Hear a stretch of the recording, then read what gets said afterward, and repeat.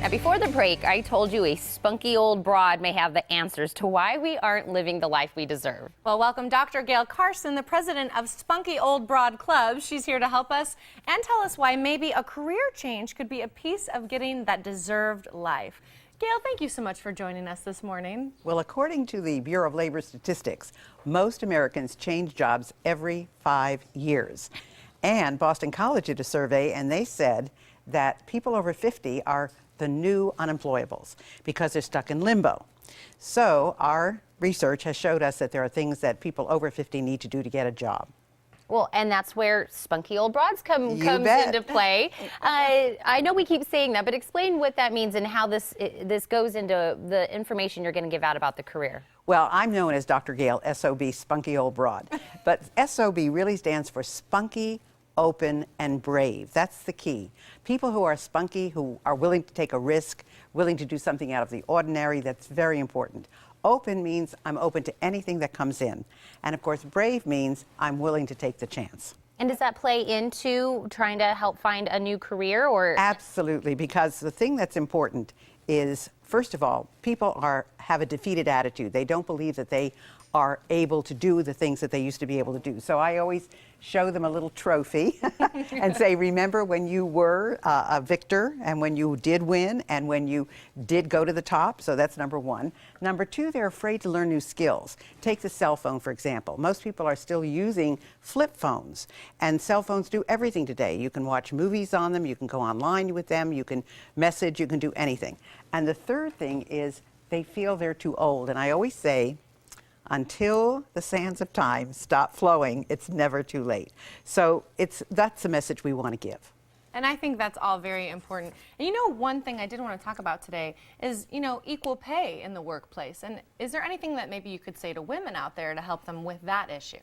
Well, they have to go in with confidence, and they have to know what they're talking about. So when we talk about equal pay, they need to know what their counterparts are getting. They need to know, do they have the background and the experience and all the latest skills in order to be able to do those things, because life is changing very quickly. And what I knew 6 months ago may not be enough for me to do the job right now.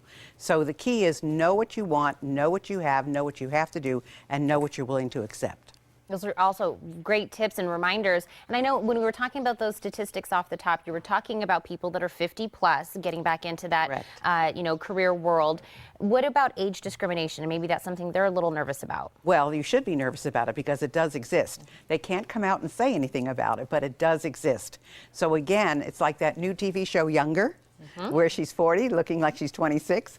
You almost have to be able to do something like that because you have to go in and show why you should still be considered.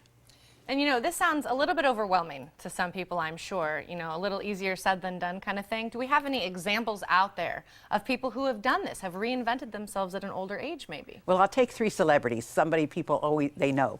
Take Suzanne Summers. Now, she was just voted off of Dancing with the Stars, but that was a second career for her. Dancing, she had never done it. Henry Winkler, known as the Fonz, and yet he had a second career as an author. He was writing baby books and children's books, and he had a child who had dyslexia, which he had as well.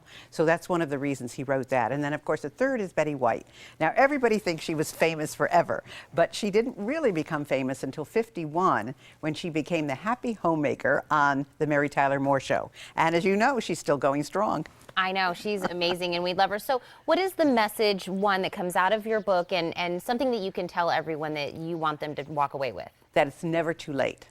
And that's one thing we do with the SOB clubs. We talk about things that you normally wouldn't hear people talking about. We talk about menopause. We talk about leaving a legacy. We talk about getting your sexy back. Oh! We talk about all these things so that, there's a safe environment for them to get together, talk about the things that are important to them. Gayle, leave us with a quick piece of advice for anybody watching right now who wants to start that next career. Make sure you do your homework and go at it with a positive attitude. The mindset is everything. I am so glad you joined us today, Gayle. This is amazing. All of your tips are so great. And I love that you're also going to be doing something for our viewers also on your Facebook page. So thank you so much. You're very welcome. Now, if you leave a comment on Gayle's Facebook page and mention you saw her here on The Morning Blend, she'll send you a copy of her new ebook, Marketing on a Shoestring Budget. Visit facebook.com/SpunkyOldBroad1.